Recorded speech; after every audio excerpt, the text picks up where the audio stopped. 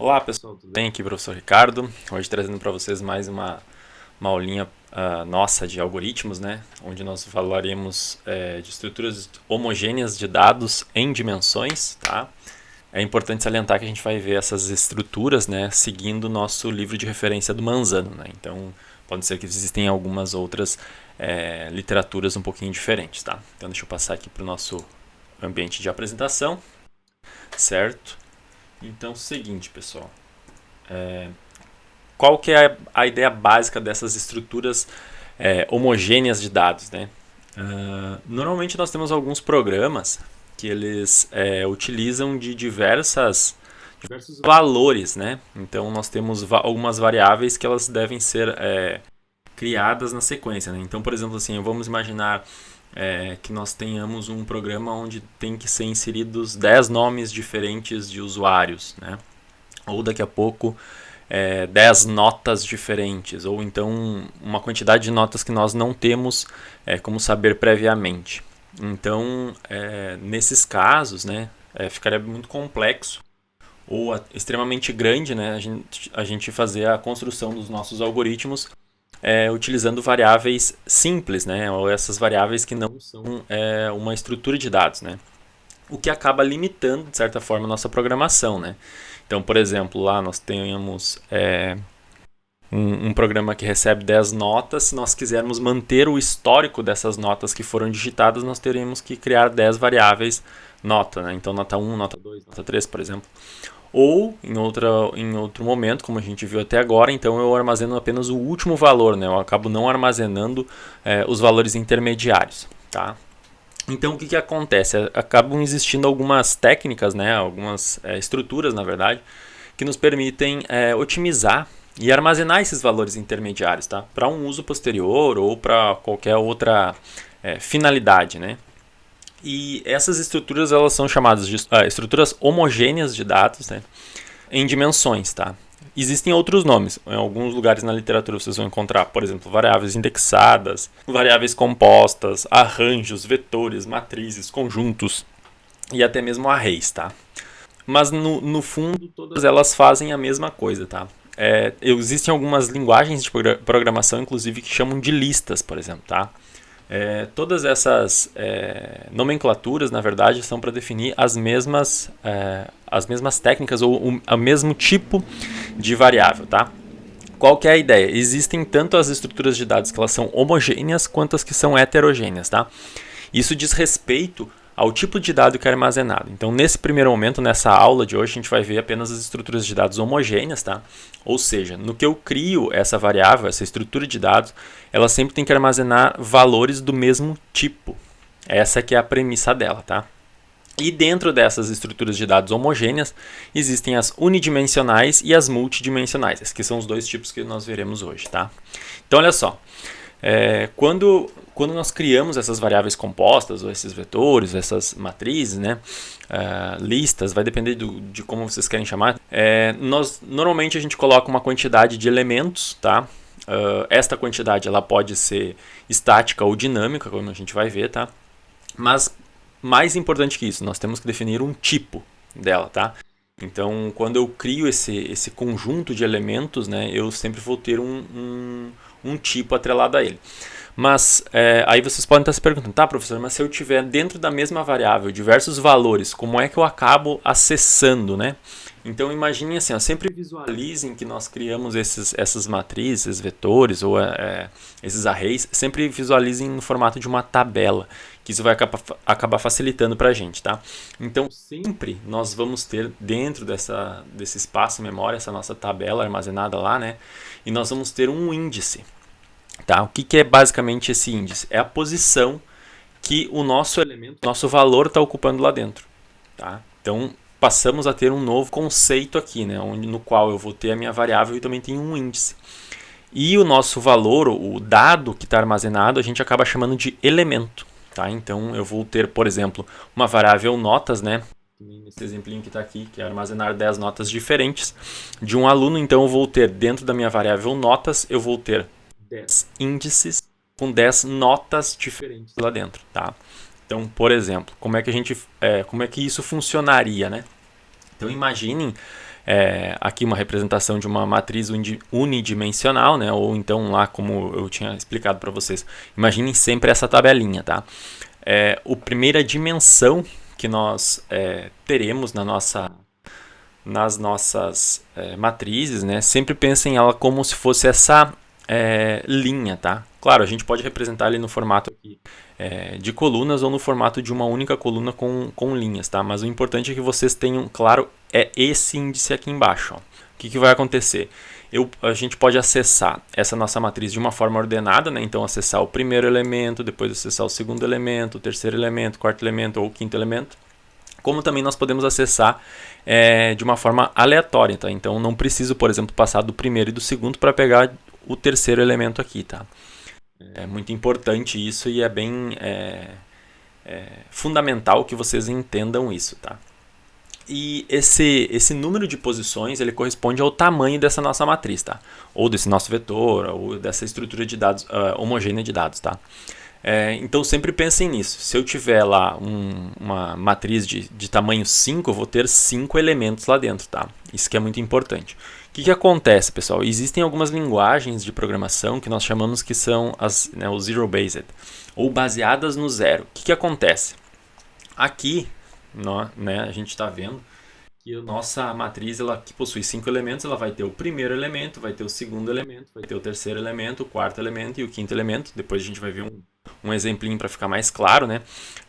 Mas começa em 1. Quando nós temos essas linguagens de programação que são as zero-based, né, o primeiro elemento é o 0. Tá? Então, quando eu tiver 10 elementos para essas linguagens de programação, eu vou ter o meu vetor, né, indo do 0 até o 9, por exemplo. Nesse caso aqui seria do 0 até o 4, certo? Porque eu teria os meus 5 elementos. Só que qual que é a ideia aqui? A ideia é que a gente vai seguir nosso referencial, né? Como o nosso referencial teórico é realizado em cima do Manzano, então o Manzano ele nos indica que dentro do contexto dele as matrizes iniciam com o número 1. Certo? Então, numa matriz, por exemplo, unidimensional com 5 elementos, nós teríamos do elemento 1, 2, 3, 4 e 5. Tá? Esse aqui foi uma pequena representação só para mostrar os índices para vocês. Tá? Como que eu crio isso dentro do meu código? Tá? Então, basicamente, não vai ter nada novo, não vai ter nenhuma estrutura nova lá dentro. Tá? Assim como nós vimos, por exemplo, em estruturas de repetição, estruturas de decisão, né? Não vai ter nenhum tipo de bloco. No entanto, nós temos algumas pequenas diferenças na hora de criarmos as nossas variáveis. Tá? Então, por exemplo, quando eu crio a minha variável, agora eu vou poder defini-la como um conjunto. Tá? E eu vou ter o meu conjunto, tenho aqui os meus colchetes. Tá? Dentro desse meu conjunto, algo muito importante é que eu vou definir a minha dimensão ou as minhas dimensões. Tá? E eu vou definir ainda que ela é de um determinado tipo de dado. Tá? Isso é muito importante.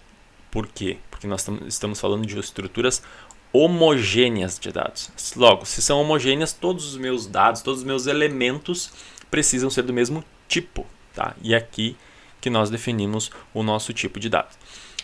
Quanto a essa definição ainda, né, quanto a essa construção, essa criação das nossas variáveis, nós podemos fazê-las de duas formas. Tá? De forma estática e de forma dinâmica. O que muda essencialmente? Na estática, nós pré-determinamos já o tamanho do nosso conjunto, da nossa estrutura. Tá? Então, por exemplo, nesse caso aqui, eu estou dizendo que notas é um conjunto de números real e esse conjunto tem 10 elementos, iniciando no 1 e ponto, ponto, indo até o 10, certo? Se fossem de 5 elementos, eu colocaria 1, ponto, ponto, 5, perfeito? No caso, ainda, a gente pode criar de uma forma dinâmica, tá? Essa nossa matriz, ou esse nosso vetor, esse nosso array, seja lá como vocês querem nomear nesse momento. Como que nós faríamos de uma forma dinâmica? Eu simplesmente não coloco o início e o fim. Eu só colocaria o ponto, ponto, certo? Então, por exemplo, eu coloquei assim, ó, notas é do tipo conjunto, dinâmico, de real. Notem que, mesmo criando de uma forma dinâmica, ele inicia em 1, certo? E eu vou ter a possibilidade de manipular dinamicamente quantos elementos eu quero colocar dentro desse meu conjunto de notas, tá? Dentro dessa minha variável notas. Quando que nós usaríamos esse caso? naqueles exercícios, normalmente, que o usuário diria assim: armazene uma quantidade de notas até o usuário decidir que não existem mais notas. Ou enquanto o usuário decidir cadastrar novas notas, ou armazene o nome das pessoas enquanto houver pessoas na família. Cada família tem um número, tem uma composição diferente. Então, nós poderíamos mapear dessa forma, tá? Então, olha só, é muito importante deixar isso bem claro, né? Então, eu até coloquei aqui nos slides, até para enfatizar, né? Nesse primeiro exemplo aqui, nós teríamos 10 elementos, né? Ou seja, nós poderíamos armazenar 10 valores distintos, valores do tipo real, tá? 10 valores reais. Por quê? Porque essa é uma matriz unidimensional. Neste segundo exemplo aqui, nós não temos a definição da quantidade de elementos, mas ainda assim ela inicia em 1, tá? Isso é muito importante de a gente deixar fixado. Então, olha só, nós temos aqui um pequeno exemplinho, tá, pessoal? De um programa, né? Então, eu vou ter aqui o programa, matriz unidimensional estática.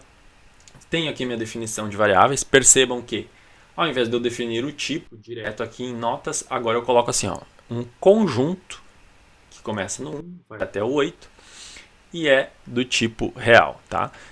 Na extensão que eu fiz, eu não tinha previsto essa construção aqui, né, desse real aqui, por isso que ele está ficando com o destaque diferente desse real para esse aqui, tá? Mas depois, numa próxima versão lá daquela extensão que eu fiz para o Sublime, eu já modifico isso e já coloco lá para a gente, tá? Vamos ter o início do nosso programa, lembrando que o início sempre vai ser com a palavra acentuada, né? Vou ter aqui a minha variável soma, que vai ser a inicialização, né, desse meu somatório. Tem aqui um comentário, então esse laço de repetição ele vai ser repetido 8 vezes, né? Ou seja, para 8 notas. E percebam, olha a diferença aqui agora. Ó. Eu vou ter aqui, ó, digite a nota, a quantidade, né? Vai ser o número que vai ficar repetindo. Então ele vai aparecer assim, ó, digite a nota 1 do aluno, digite a nota 2 do aluno. E aqui no leia, percebam que agora eu tenho notas, né? Que é a minha variável. E ao mesmo tempo eu coloco aqui entre colchetes quantidade. Só relembrando, pessoal, quantidade vai começar em 1, né? Então, a primeira rodada, a primeira execução disso aqui, ele vai aparecer aqui, ó, digite a nota 1 do aluno. Essa mensagem vai ser exibida. E quando o usuário digitar a nota e apertar o Enter, ele vai armazenar em notas 1, tá? Então, eu vou ter lá notas na posição 1 ou no índice 1, a nota que o meu usuário digitou. Farei a soma aqui, somatório das notas, que é 0, mais o valor das notas que o usuário digitou. E ele vai repetindo isso para todos os 8 elementos. Então, quando a quantidade for 2, digite a nota 2 do aluno, notas na posição 2 vai receber esse valor que o usuário digitou. Percebam que quando eu chegar no final dos meus 8 elementos, é como se eu tivesse montado uma tabelinha com os 8 valores. E logo eu consigo acessar esses valores depois. Por quê? Porque eles estão armazenados dentro desse conjunto notas, tá? O que eu faço aqui? Faço simplesmente a nossa média, né, calculando. E percebam, calculei a média, fiz a soma e depois eu consigo mostrar aqui para o meu usuário quais foram as notas que foram digitadas, depois de fazer todo o processamento. Por quê? Porque eu venho aqui, faço uma estrutura de repetição que começa no 1 e vai até o 8, ou seja, vai fazer para os 8 elementos. E digo aqui, ó, que a minha nota 1 recebida, 2 pontinhos, e eu exibo o valor de notas, do meu conjunto notas, no elemento 1. Tá? Na segunda passada, a quantidade vai ser 2, então eu digo nota 2 recebida, vai ser o elemento do meu conjunto notas com o meu índice 2. E assim se repete até chegar ao 8 e mostrar as 8 notas que foram digitadas. No final, ele simplesmente escreve a média foi de e reporta a média calculada. Então, olha só, nesse caso, percebam aqui, ó, muito importante que nós não precisamos criar 8 variáveis, né? Então, por exemplo, nota 1, nota 2, nota 3, nota 4, nota 5, nota 6, nota 7, nota 8, certo? E ao mesmo tempo eu ganho a praticidade de conseguir armazenar o histórico, né? Eu ter a informação de todas as notas que foram digitadas em memória e poder utilizar isso depois novamente, como é o caso que a gente faz aqui da linha 19 a 21, né? Nesse segundo laço de repetição aqui. Então eu consigo ter todas as notas que foram digitadas aqui e não simplesmente a última, como era o caso até então quando nós tínhamos essas estruturas de repetição, tá? Nesse caso aqui, essa explicação aqui ela está enfatizando, né? Então, que sempre quando nós vamos utilizar a palavra notas, agora como é um conjunto, eu não posso, de forma alguma, utilizar notas sem o colchete, tá? Por quê? Porque notas é um conjunto e eu preciso apontar dentro desse meu conjunto qual elemento que eu quero trabalhar. Eu não posso simplesmente dizer, é aquele conjunto lá. Eu preciso dizer, dentro daquele conjunto eu quero o primeiro elemento, ou dentro daquele conjunto eu quero o último elemento, eu quero o penúltimo elemento, eu quero o quinto elemento. Eu tenho que definir qual o número do elemento que eu estou querendo acessar. Como que eu defino isso? Utilizando os nossos colchetes. Então eu vou ter lá o nome do meu conjunto, colchetes, o elemento, o índice que eu quero acessar. Então eu vou colocar aqui, por exemplo, 1 e vou acessar o meu primeiro elemento, certo? Então, olha só, pessoal, só para exemplificar aqui, né? Então, quando que eu quis afirmar para vocês lá, quando sempre pensar como se fosse uma tabelinha, né? Então, imaginem que a nossa notas, né, é um conjunto. Então, esse aqui é o conjunto que está mapeado lá dentro. E percebam, imaginem que as notas digitadas foram essa. Então, para a primeira nota, o usuário digitou 10, o valor da segunda nota é 8, da terceira é 7, da quarta é 8, da quinta nota foi 10, a sexta nota ele tirou 0, a sétima nota ele tirou 2 e na última nota ele tirou 8. Tá? Qual que é o que significa o índice? Então, imaginem que eu tenho essa tabela na qual os valores armazenados são os meus elementos. E os meus índices são esses númerozinhos aqui do lado que referenciam qual elemento eu estou acessando. Então, por exemplo, quando eu tiver notas quantidade, né, e essa quantidade começa em 1, é como se eu fosse acessar notas com 1. Ou seja, eu estou no conjunto notas e eu quero o elemento 1, ou índice 1. Conjunto notas, índice 1. Qual que é o meu valor? É o 10. Então, quando eu quiser me referir a este 10 que o usuário digitou, eu tenho que acessar notas 1. Certo? Se eu quiser acessar o segundo elemento, notas 2. Quando eu referenciar no conjunto notas o índice 2, eu vou estar acessando, nesse caso, o valor 8. Tá?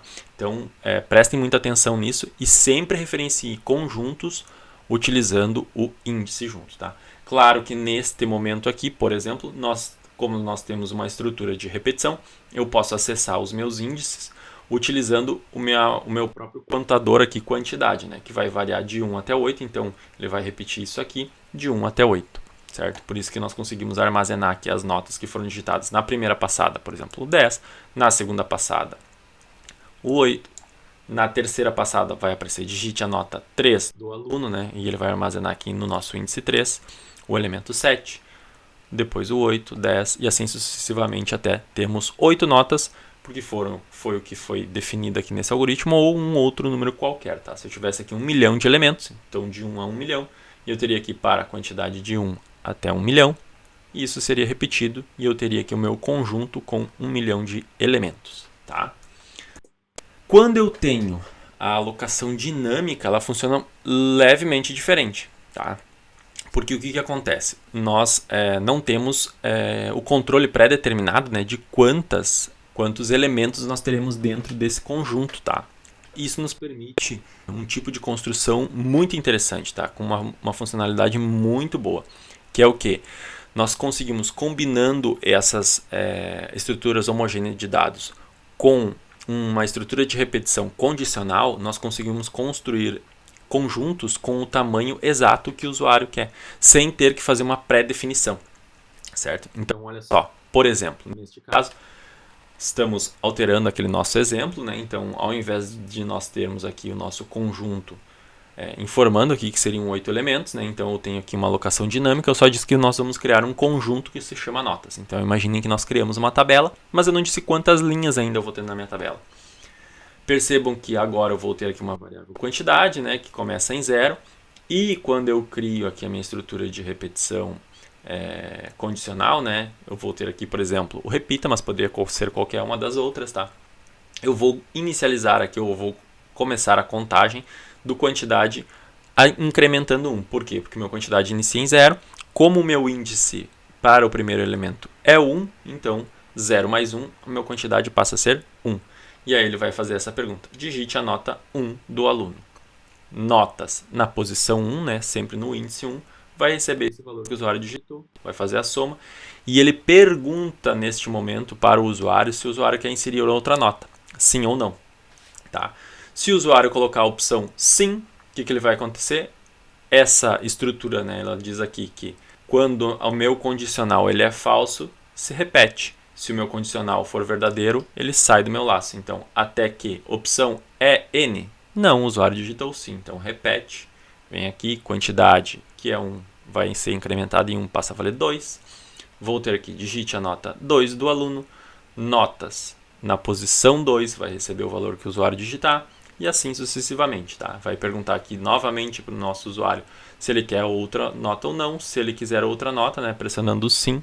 Então isso se repete e nós vamos ter o nosso conjunto com todos os elementos que o usuário digitar, que podem ser 8 ou pode ser qualquer outro número, tá? No momento que o usuário colocar que ele não quer inserir outra nota, essa nossa opção aqui, essa nossa condicional, ele passa a ser verdadeiro, sai fora desse laço de repetição e continua aqui. Percebam que eu posso fazer aqui o cálculo da média. Como eu não sei pré-determinada, né, ou previamente quantas notas vão ser digitadas, então eu posso o cálculo da minha média utilizando aqui a soma, que foi feita aqui, dividida pela quantidade, porque a quantidade vai ter o número de repetições desse laço e, consequentemente, o número de notas que o nosso usuário digitou, certo? Então isso aqui, esse exemplinho até aqui, ele vai funcionar para quantas notas o usuário quiser digitar, tá? E percebam que agora, neste momento aqui, na linha 20, né, eu já sei quantas vezes foi repetido isso. Então eu sei quantos elementos tem dentro desse meu conjunto. Quantos elementos tem? Quantidade. Quantidade vai ter o valor da quantidade de elementos. Então, neste momento, como eu já sei a quantidade de elementos, eu consigo fazer uma estrutura de repetição do tipo incondicional, que é o nosso para. Então eu vou ter aqui, ó, para número de 1. Qual que é o meu valor máximo? Quantidade. Passo 1, ou seja, começa no 1 e vai incrementando de 1 em 1 até esse máximo que está em quantidade. E ele vai escrever nota 1 recebida e o valor da nossa notas na posição número. Por quê? Porque percebam ou lembrem, né? Sempre quando nós acessamos os conjuntos, nós temos que colocar aqui o elemento, né? O número do elemento, o índice, na verdade, né? Então, se é o primeiro índice, se é o segundo índice, se é o terceiro índice, não necessariamente precisa ser a mesma variável. Eu posso utilizar aqui qualquer variável. Ou posso utilizar o número direto, né? Então, por exemplo, poderia usar 1, 2 ou 3, como eu mostrei anteriormente. Ou aqui uma outra variável que está começando no contador 1 e vai até o meu máximo de quantidade. No final, ele mostra que a média foi de tanto, que foi o valor que foi calculado. Tá?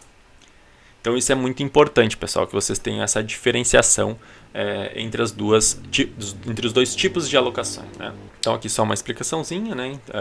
Rapidamente do que eu já tinha comentado. Como eu disse, enfatizando, né? Então a variável quantidade ela vai ser incrementada e ela vai ter o número de repetições deste laço, né? Então por isso que nós conseguimos utilizar aqui embaixo depois também. Além de termos essas estruturas de dados homogêneas unidimensionais, esse é o importante, tá? Porque por enquanto a gente só viu uma única dimensão. Mas nós podemos ter várias dimensões, tá? Podemos ter 2, 3, 4, 5 dimensões.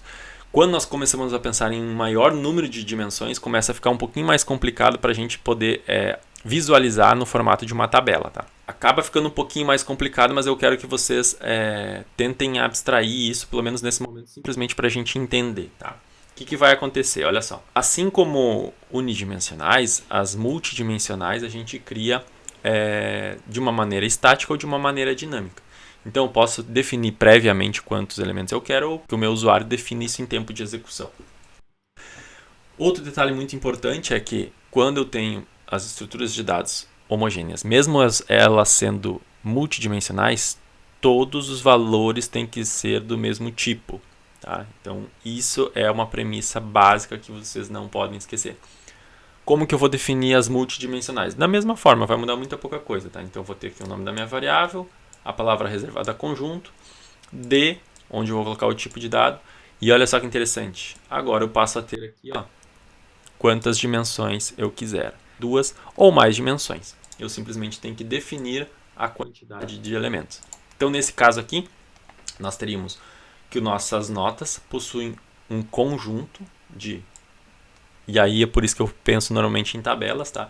De 10 linhas com 5 colunas. Claro que se nós tivéssemos mais uma dimensão aqui, talvez ficasse um pouquinho difícil para cada um de vocês entender, porque eu teria mais três valores numa outra dimensão, numa terceira dimensão. É como se a minha tabela também tivesse, como se ela fosse um cubo, né? Então eu tivesse a minha terceira dimensão, linhas ao fundo, digamos assim. Se eu quisesse criar a minha estrutura de conjunto, né, ou dessas estruturas homogêneas de forma dinâmica, bastaríamos então não colocar o início e o fim, utilizarmos simplesmente o ponto e ele definiria como dinâmica, tá?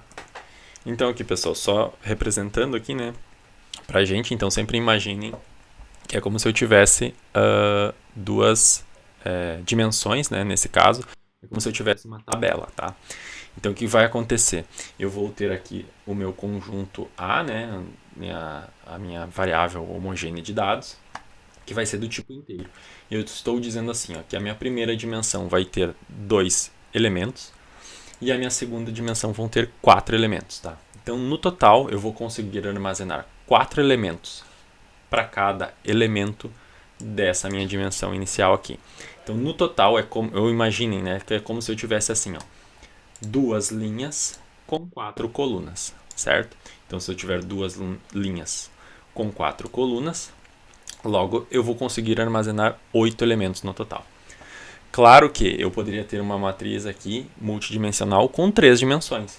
E aí eu passaria a ter, por exemplo, mais 2 índices aqui. Nesse caso eu teria 2 elementos na primeira dimensão, mais 4 elementos na segunda dimensão, dariam 8. Por quê? Porque eu estou multiplicando, né? 2 vezes 4, 8. Se eu tiver mais 2 elementos numa terceira dimensão, seria vezes 2, 16 elementos. Então, ao invés de armazenar 8, eu conseguiria armazenar 16 elementos, 16 números, tá? Então, imaginem que a minha tabela ela passaria a ser como se fosse um cubo, né? Com mais quantidades ou mais fatias numa outra dimensão, tá? Então, como que eu referenciaria isso segundo Manzano? A gente vai ter lá o nosso conjunto, né? Então, que aqui a gente nomeou de A, o nome da variável, e eu vou ter aqui que o meu índice 1, né, sempre começa no 1, então vai do 1 até o 2. Eu vou ter aqui para minha primeira linha do 1 e aqui a minha segunda linha com o 2. E o meu segundo valor, meu segundo índice, varia do 1 até o 4, então eu vou ter do 1 até o 4 para o meu índice 1 ou para o meu primeiro elemento, e vou ter do 1 até o 4, aqui ficou 3, tá? Mas está errado no slide, é 4. Então do 1 até o 4 para o meu segundo elemento, ou meu segundo índice, né? Dentro do meu conjunto A, né? O meu primeiro elemento, então elemento 1 aqui, ó, eu teria para minha coluna, na minha coluna 1, eu teria aqui o meu número dado, ou meu dado salvo, que seria o número 17, certo? Para minha coluna 1, no segundo índice, eu teria o dado 33, que está aqui, ó. Para minha linha 1, coluna 3, o número 21. Para minha linha 1, coluna 4, eu teria o número 15. Na minha segunda linha, para o meu conjunto, na minha segunda linha, primeira coluna, número 13. Na segunda linha, segunda coluna, número 81. Segunda linha, terceira coluna, número 97. Segunda linha, quarta coluna, né? Aqui lembram que está errado, número 67, tá? Então é muito importante que vocês tenham bem claro isso, tá? Se eu tivesse mais uma dimensão, então eu teria aqui, por exemplo, do 1 e 2, né? Indo do 1 até o 2, então eu teria 1, 1, 1, 1, 1, 2. Depois 1, 2, 1, 1, 2, 2. 1, 3, 1, 1, 3, 2.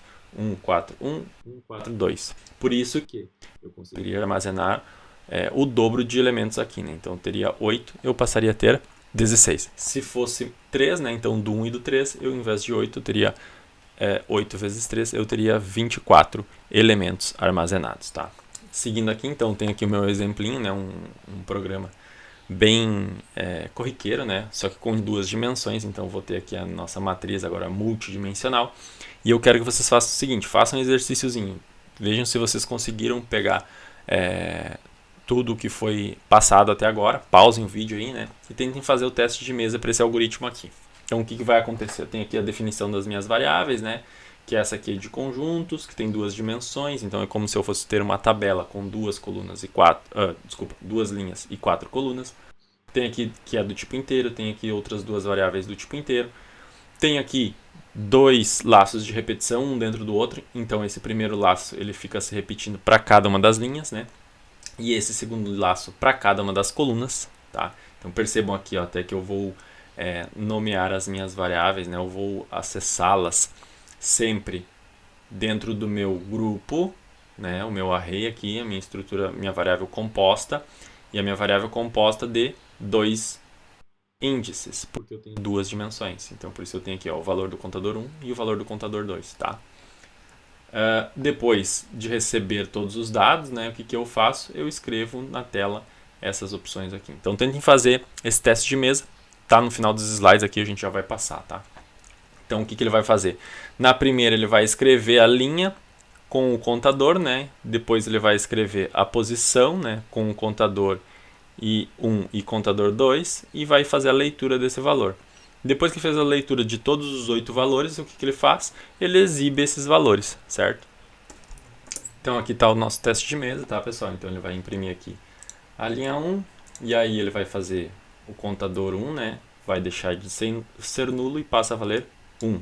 Então nesse caso 1, o meu contador também deixa de ser nulo e passa a valer 1. Ele exibe isso na tela, né? Posição 1, 1, ou seja, na minha primeira dimensão eu vou pegar o meu índice 1, na minha segunda dimensão também vou pegar o meu índice 1, né? Então tem aqui o meu grupo de notas, dimensão 1, dimensão 2, índice 1 e 1, deixa de ser nulo e passa a valer o 17. Para a segunda passada ele vai mudar a minha segunda dimensão, o meu contador 2, né? Então ele vai passar aqui de 1, o meu índice passa a valer 2. Então vai ser 1, 2. O usuário digitou 33, deixa de ser nulo, passa a valer 33. Vai fazer para 3, então vem aqui nesse terceiro, posição o número 21. Para o 4, o número 15. O meu programa, quando termina de executar isso, ele vem aqui, escreve linha e mostra o contador 2. Que foi incrementado. Então, linha 2, passei aqui para minha linha 2, posição 2, 1. Percebam que agora o meu contador 1, eu vou repetir esse laço de repetição aqui de novo. Meu contador 2 tinha terminado no 4, né? Como está aqui, ele volta a ser 1, certo? Porque ele vai executar isso novamente. Então, por isso que no meu teste de mesa aqui eu vou ter o meu contador 2 reiniciando no 1, 2, 3, 4, tá? E aí eu vou armazenar aqui o 13, o 81, o 97 e o 67. Percebam que o meu contador 2, como ele executa para cada elemento, então como eu vou armazenar 8 elementos, ele tem que ter 8 valores aqui, né? Sendo que o último fica armazenado aqui. O meu contador 2, o meu contador 1, como ele repete, tem uma vez aqui e depois uma segunda passada, então ele sai do 1 e no 2, tá? Só que o meu programa continua executando aqui as linhas 17 a 23. Então aqui, continuando o nosso teste de mesa, o que ele faz? Ele vai repetir, ou seja, sai do meu 2 e volta para o 1. Então linha 1 vai exibir aqui a posição 1, o valor que ele tinha lá, né? Então esse 17 passa aqui para a tela. Na posição 2, o 33, o 21, o 15. O meu contador 1 passa a valer 2, né? Então linha 2, meu contador 1 estava aqui no 4. Nesse 4 aqui, porque ele já tinha feito a primeira linha, né? E faz a segunda linha, exibindo o 13, o 81, o 97 e o 67, tá? Tentem fazer esse exercício sem olhar o vídeo e tentem acompanhar e vejam se vocês acertaram ou erraram alguma coisa no teste de mesa, tá? O teste de mesa, com estruturas de repetição, ele acaba ficando um pouco mais exaustivo, digamos assim, né? Lembrando que o nulo é simplesmente para a primeira vez, né? Então, a partir do momento que ele já teve um valor que ele for reiniciar, ele não passa pelo nulo de novo, ele passa pelo valor inicial já, tá? Feito, pessoal, a princípio era isso aí que eu tinha para apresentar para vocês sobre estruturas homogêneas de dados, né? Espero que vocês tenham gostado e tenham compreendido. Qualquer coisa, deixem aí as dúvidas aí nos próprios comentários, que a gente pode acabar gravando algum outro vídeo depois para explicar melhor alguma coisinha que tem ficado em aberto ou que vocês não tenham entendido, tá? Um grande abraço, até mais!